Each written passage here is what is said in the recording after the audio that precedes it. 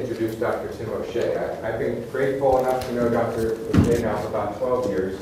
He's a leader in my profession, which is the chiropractic profession, but he's really worldwide known for all of his information and all of his research on the topic of vaccines. So thank you, Dr. O'Shea.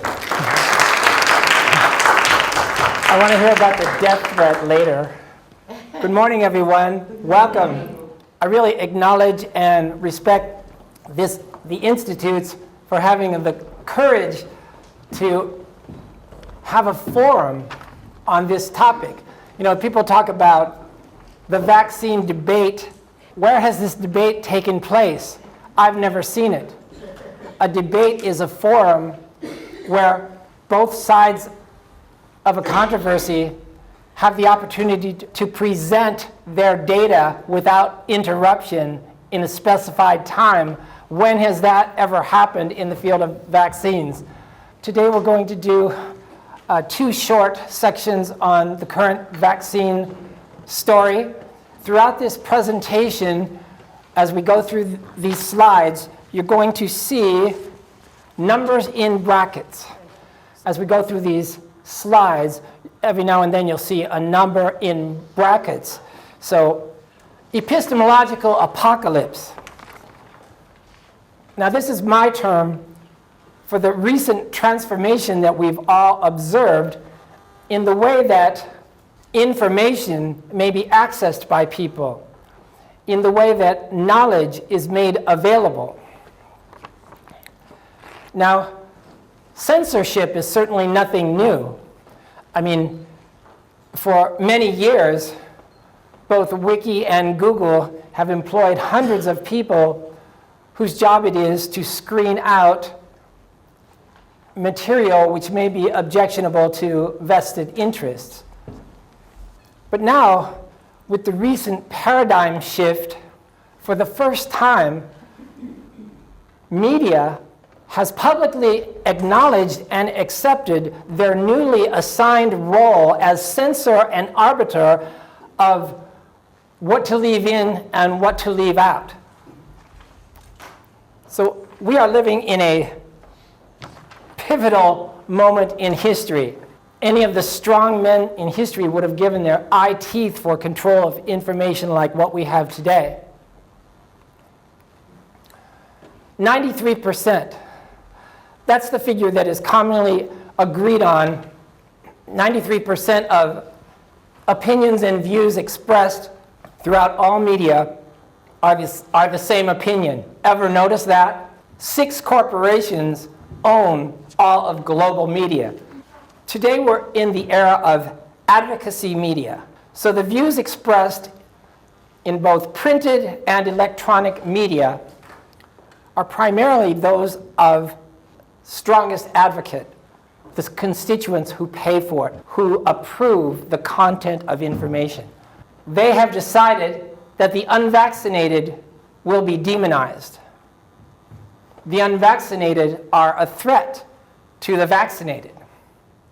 But beyond that, they have now decided that anyone who is interested in researching the history of vaccines, the science of vaccines, or anything beyond the mainstream permitted conventional wisdom on vaccines, these people are to be demonized too and labeled as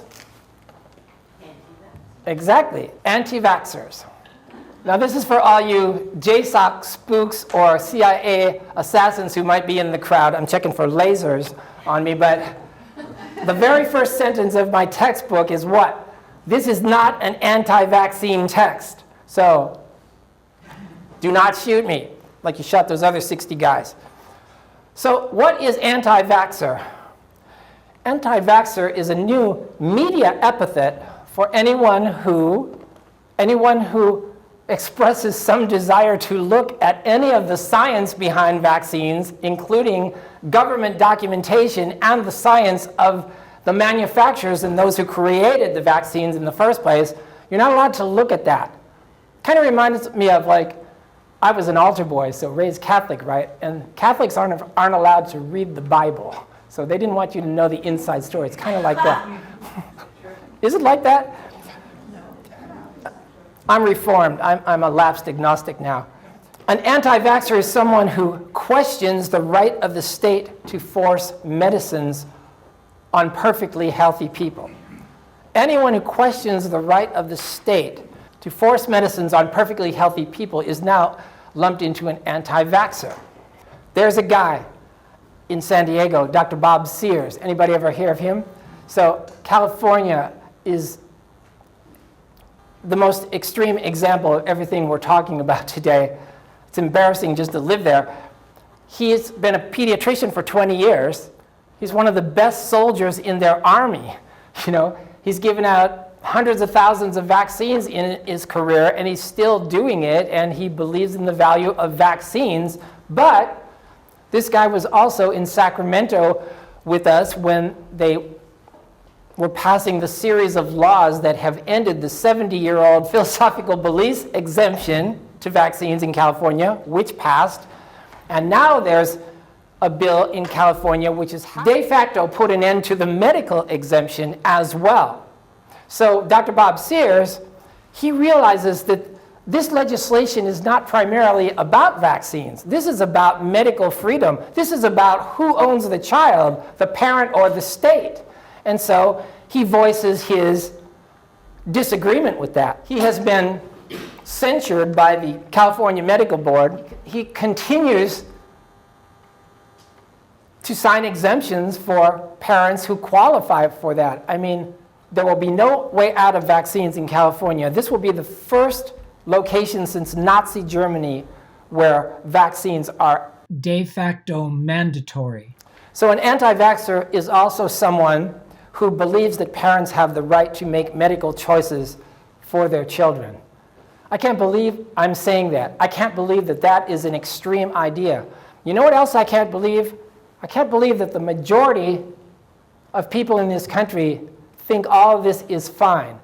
My personal opinion is that if someone introduced a federal law that said it's okay for police then to break into your house and forcibly vaccinate anyone who refuses, my personal opinion is the majority of this country at this time would vote for that. That would be fine.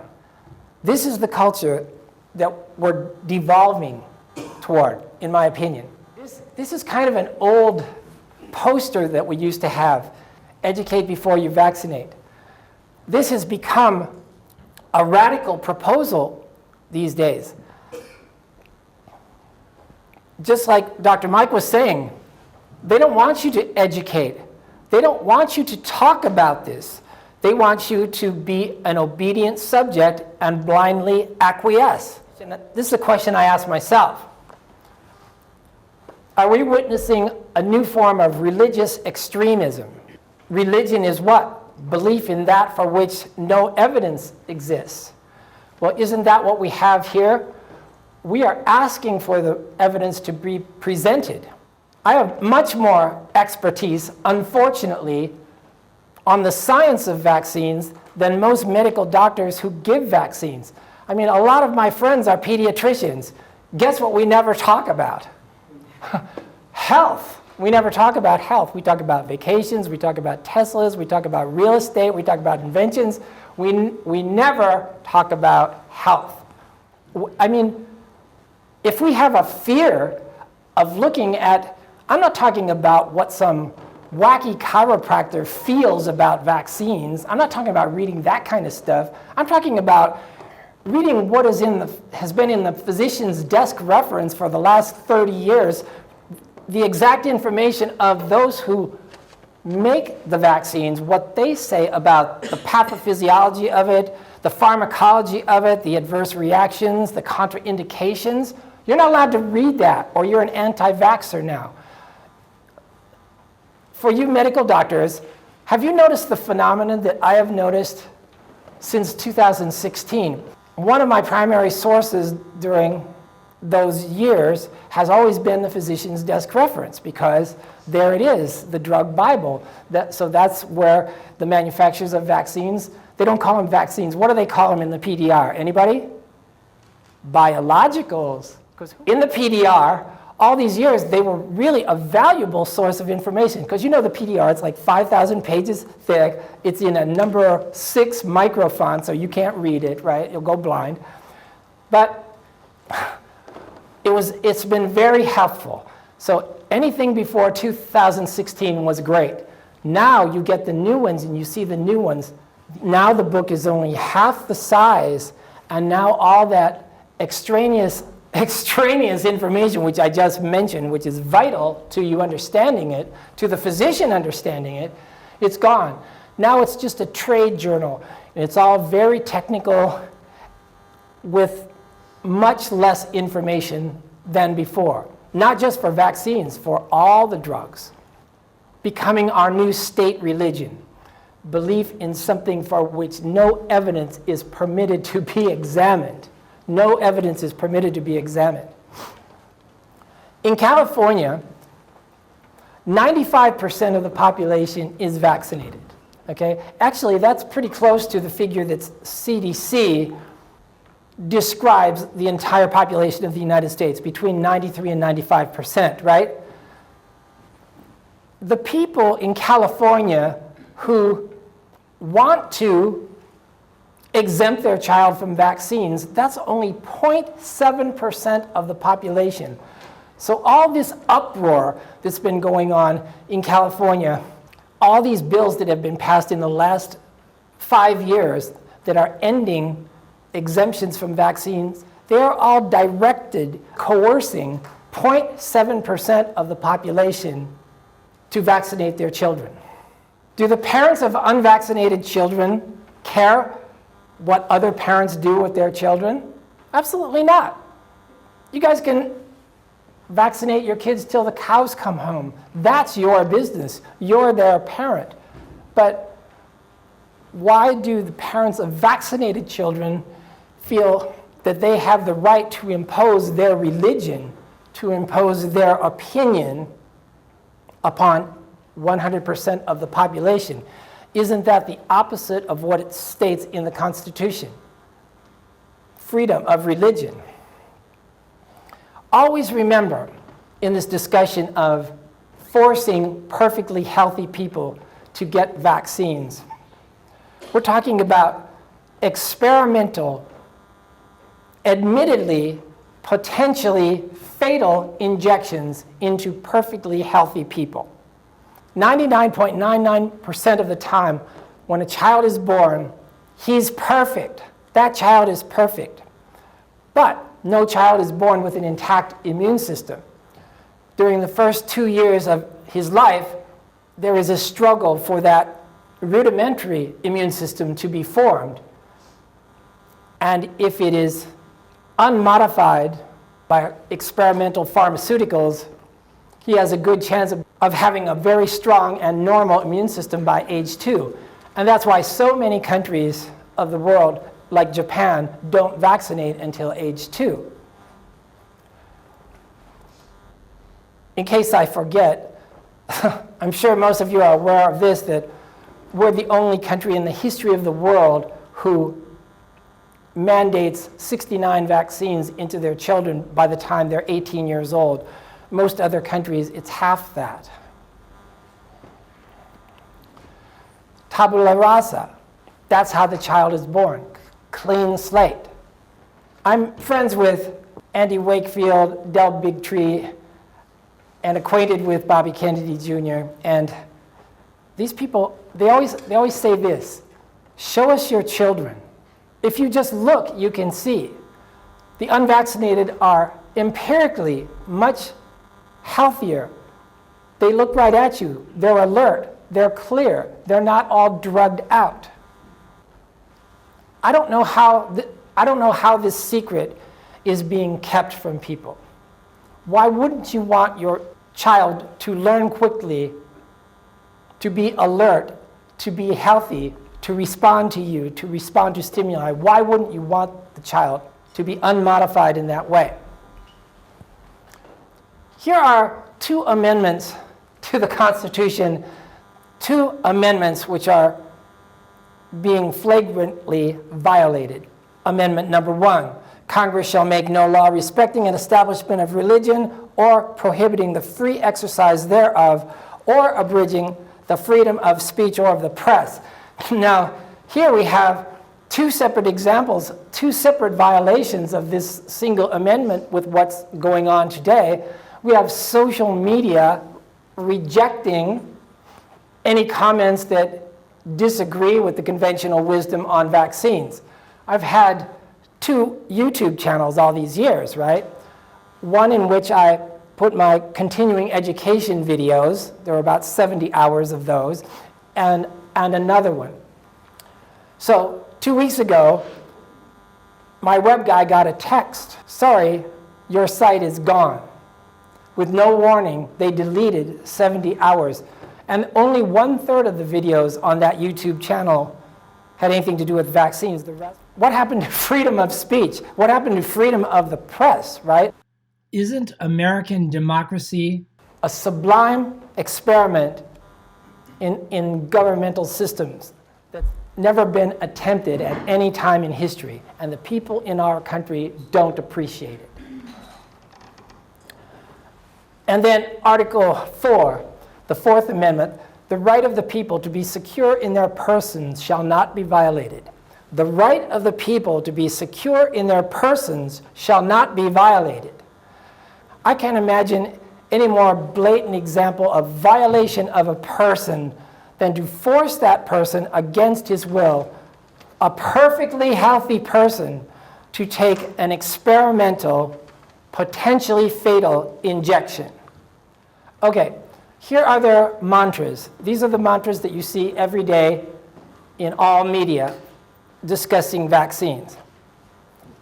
In place of documentation, in place of science, in place of references, the daily pablum from organized media has substituted platitudes, slogans, and mantras.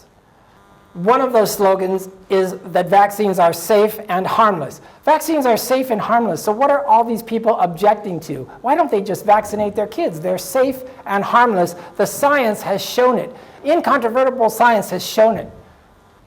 Well, if that's true, then why did the Supreme Court in 2011, when they were denying a class action lawsuit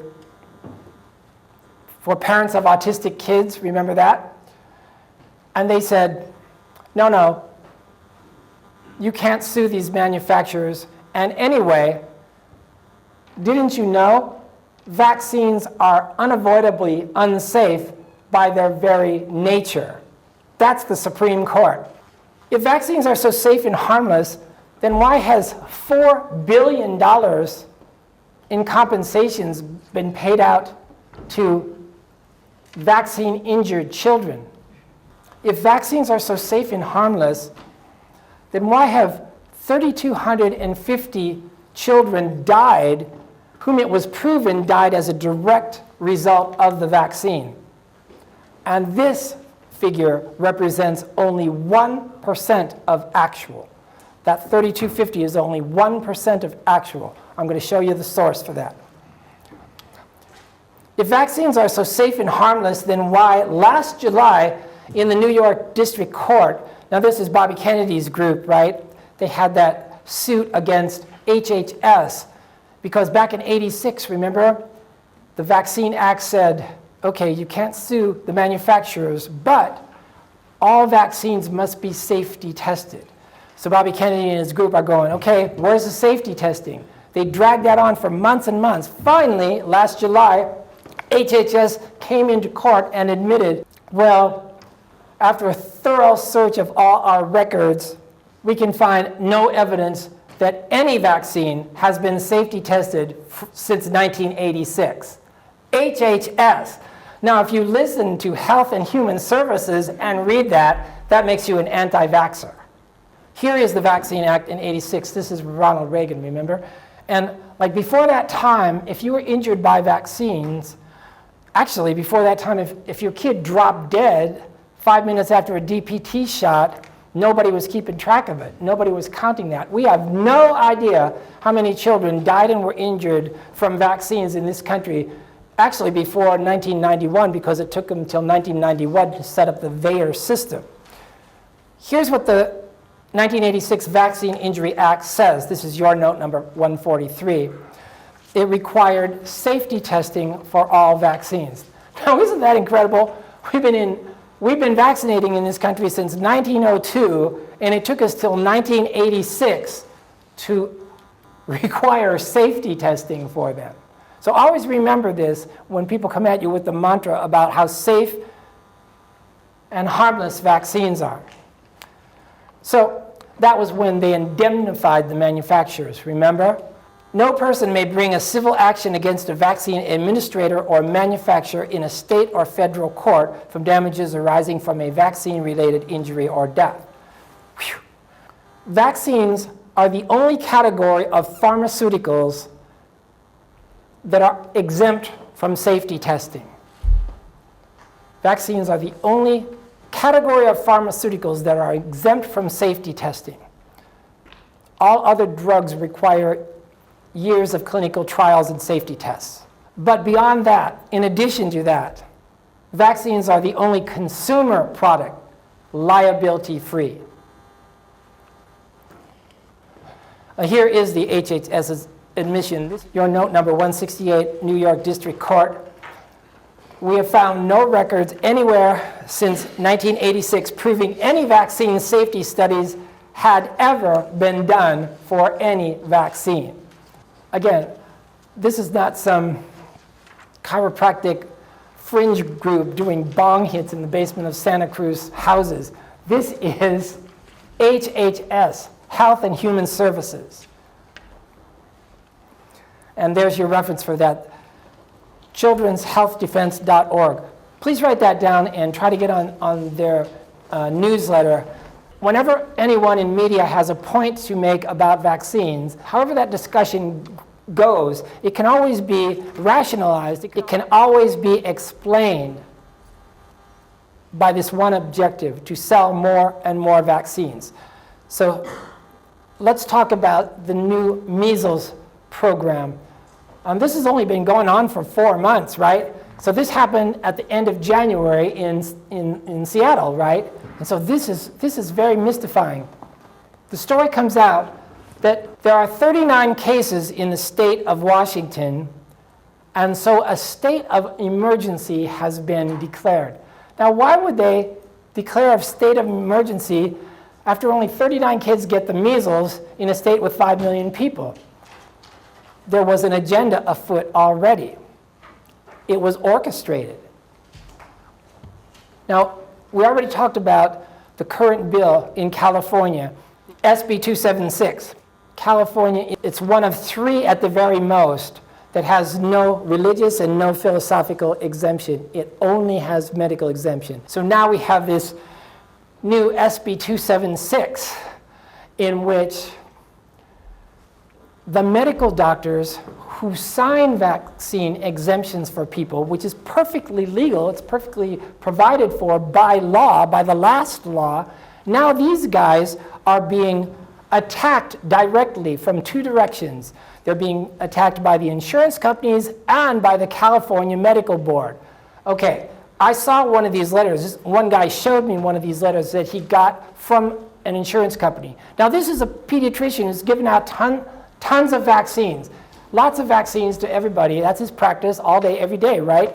And he also, by law, legally, when people came in and said they wanted to exempt their child from vaccines, he said, okay, I'll sign the state form, perfectly legal. He received a letter from the insurance company, which I read, and it said, I'm paraphrasing, it said something like this. Dear doctor, it has come to our attention that an inordinate number of vaccine exemptions are coming from your office. Should this continue, we will have no choice but to drop you from our plan. So that's the first source of attack on doctors who are signing medical exemptions. Second source is the California Medical Board, and that's what's happening with Bob Sears. He has to do something like 300 hours of community service, and he's I think he was fined, and he's the most valiant foot soldier in their army, I always say, but see, that's not enough. They not only want the money, they want the loyalty oath. That's what's really dark about this. They not only want the money, they want the loyalty oath too. So I really admire Dr. Bob Sears. Proposals to end vaccine exemptions. Other states are following suit.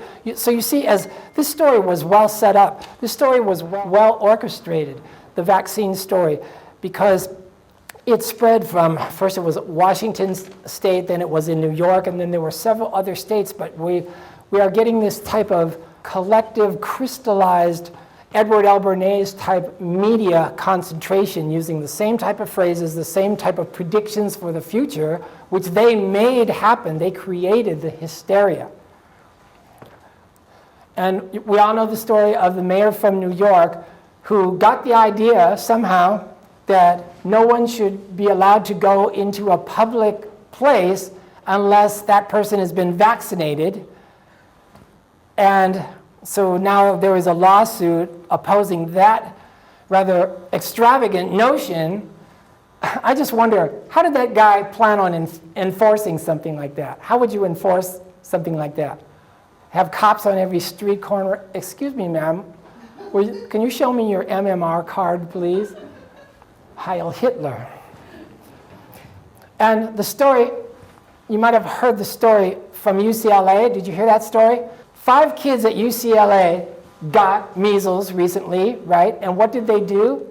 The president of the school quarantined 200 other students who may have come in contact with those 5 kids, and they were restricted to their dormitories. They couldn't go anywhere.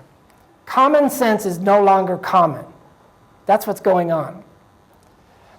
Okay, so I want to take a look at the emergence of the new measles program here. The same folks who brought you the following epidemics, which I call boutique epidemics, think back a few years. Remember smallpox in 2002? Remember avian flu in 2005? Remember swine flu in 2009? Remember Ebola in 2014? Remember the Disney measles in 2015? So believe me, on my chapter section, I have a couple of monographs on each one of these events, and I came up with this term, boutique epidemic, made to order, because there was a pattern, there was a template here that they followed. Here's the characteristics, ready? First of all, an exotic microbe was identified. This was followed by the most dire predictions from incessant everyday media, how we're all going to die, and this momentum would build for a few weeks. But suddenly, da-da-da-da, on the white horse, here comes our savior, the vaccine. This vaccine must now be funded. Next thing that happens is the vaccine is funded. Next thing that happens is the story disappears. The threat disappears. I call it the case of the disappearing threat. Happened the same way every time. But it's like, are people really that? What's a polite synonym for gullible? That's it. Thank you. See, this is a gentleman over here, not like me. Okay, so now we have the measles program of 2019. But this is a paradigm shift. This is a paradigm shift. This is a lot more extreme than the other boutique epidemics, right? First of all, recently, there has been no new science of measles. There have been no new deaths. No one's died. This is excellent. There is an immediate, deliberate confusion by media of these two terms, outbreak and epidemic. Okay, doctors, CDC defines the term outbreak. And an outbreak, according to CDC, is when how many people in a location come down with a disease. Anybody? Hundreds? Nope. Doctors, science wizards, what do they say? They say 3. That is the definition of an outbreak according to CDC. You can see it right on their site.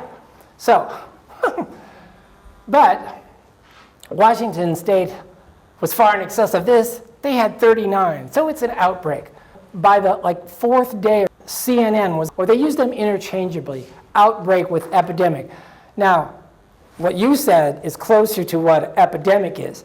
Now we're talking about hundreds and thousands of people in a location, and there's some virulence to it, and it's really spreading. That could be characterized as an epidemic. But come to think of it, throughout these boutique epidemics of recent years, they always overused that term, epidemic, pretending like we're in 14th century London and freaking rats are running around and it's the Black Death. Okay, so there's this unremitting media and hysteria. That's prerequisite. It's always that. We're still in the throes of that today. This flood tide was orchestrated. It was well orchestrated, because the very first headline in Seattle, in the Seattle Times, when it first came out, that it was January 29th, I think, the first headlines was 39 cases of measles. Washington has declared a state of emergency. Now, what would be an emergency about that? Why would they expect that it would grow and become more virulent? Why would there be a threat that it is going to expand and grow exponentially? Let's talk about the history of measles just for a second here. Now, did you know that by 1970, measles was virtually gone from the United States? Now, all these charts, all this epidemiology is in your textbook, and Michael Alderson has always been a reliable source. Michael Alderson's book, International Mortality Statistics, is in every library in the country. You can always find this thing. And he has charts on every single disease and its decline in the United States. So here's Alderson's chart on measles. Now this is measles incidence in the United States. And you can see that it was virtually gone by 1970. So nobody was getting measles, in only a few people by 1970 in the United States. Right.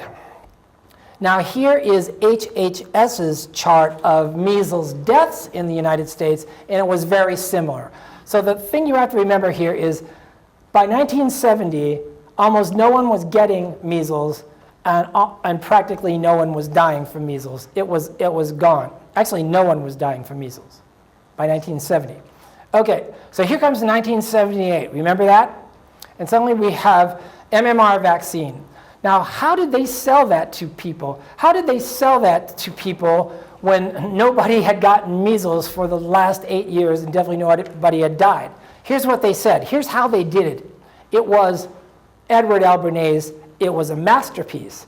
They said, if we don't give MMR vaccine to every single kid, then 1 child in 1,000 will get brain inflammation, encephalitis. In fact, you can still see that today. That's the number they still use every day in media. That is completely fanciful. They dreamed that figure up. They never cited any source for it in the first place.